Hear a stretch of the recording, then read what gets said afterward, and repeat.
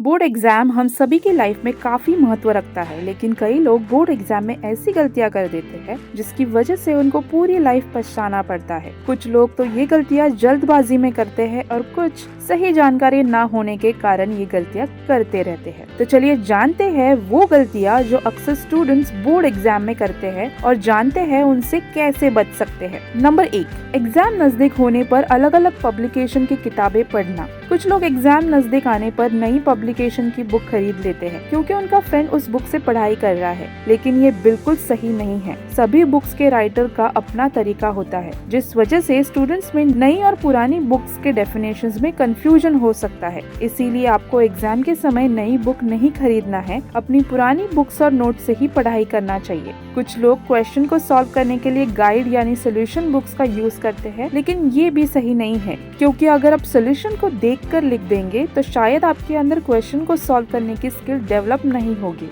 तो शायद आप एग्जाम में अच्छे से नहीं लिख पाएंगे।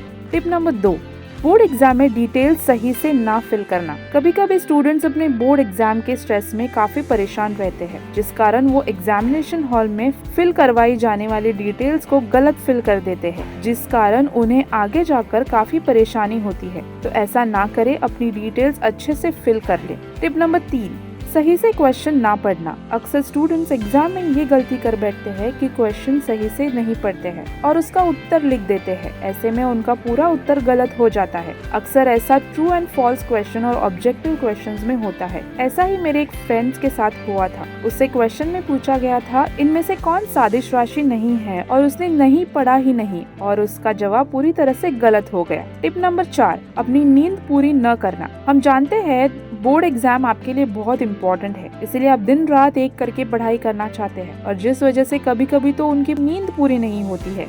छात्रों को लगता है कि वो इस समय जितना पढ़ेंगे उन्हें एग्जाम में उतना ही ज्यादा मार्क्स लाने में मदद मिलेगी, जबकि होता इसका उल्टा है। बोर्ड एग्जाम की तैयारी अच्छे से तभी होगी जब आप फ्रेश माइंड के साथ पढ़ाई करेंगे। कई बार नींद पूरी न करने की वजह से स्टूडेंट्स में कंफ्यूजन बढ़ने लगता है और इस वजह से उनके अंदर घबराहट शुरू हो जाती है। हम ये नहीं कह रहे हैं कि आप ज्यादा सोए, लेकिन एग्जाम के समय में भी 6 घंटे सोने से आपको काफी फायदा होगा।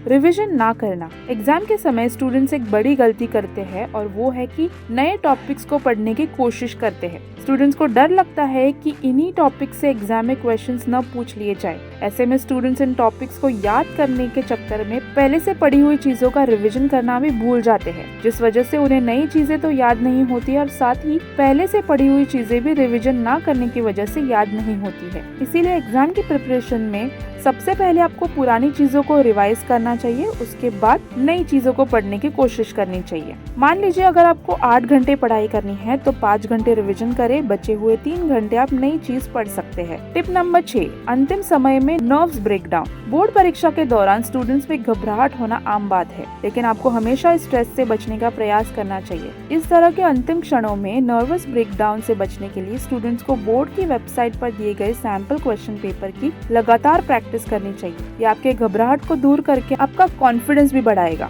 टिप नंबर 7, दूसरों के साथ तुलना करने की आदत। कुछ स्टूडेंट्स के अंदर ये बहुत खराब आदत होती है, वे अपने साथियों से अपनी तुलना करते हैं।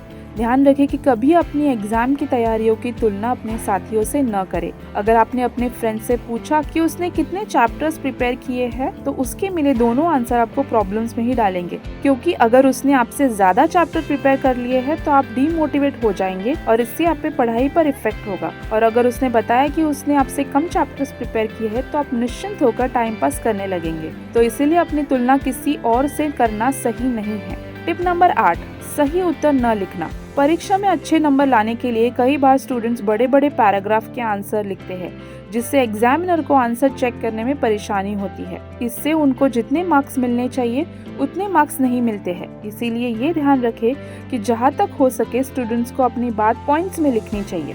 अगर आपका साइंस का पेपर हो तो आंसर इस फॉर्मेट में लिखे, हेडिंग, सब हेडिंग्स, मेन पॉइंट्स। अगर सोशल साइंस जैसे सब्जेक्ट के लिए फॉर्मेट ऐसा रखे, इस फॉर्मेट में डेट और इम्पोर्टेंट घटना को हाईलाइट करना होगा और इम्पोर्टेंट पर्सन को इन्वर्टेड कॉमा में रखना होगा। मैथमेटिक्स जैसे सब्जेक्ट्स के लिए ये फॉर्मेट काफी अच्छा है। इसमें क्या गिवन है सबसे पहले लिखते हैं, उसके बाद क्या फाइंड करना है लिखते हैं और फिर सोल्यूशन और लास्ट में आंसर को हाईलाइट करके लिखे। टिप नंबर 9, उन प्रश्नों पर समय व्यर्थ करना जिनका उत्तर नहीं आता। कभी कभी स्टूडेंट्स ऐसे मुश्किल प्रश्नों में उलझकर काफी टाइम बर्बाद कर देते हैं, तो ऐसा ना करें। अक्सर समय की कमी में स्टूडेंट्स ये गलतियां कर देते हैं और वो पेपर जमा करने से पहले क्रॉस चेक नहीं करते हैं, लेकिन उन्हें ये कभी भी नहीं करना चाहिए और पेपर जमा करने से 5 मिनट पहले एक बार सारा पेपर क्रॉस वेरीफाई जरूर कर लेना चाहिए। टिप नंबर 10, अपनी लिखावट पर ध्यान ना देना।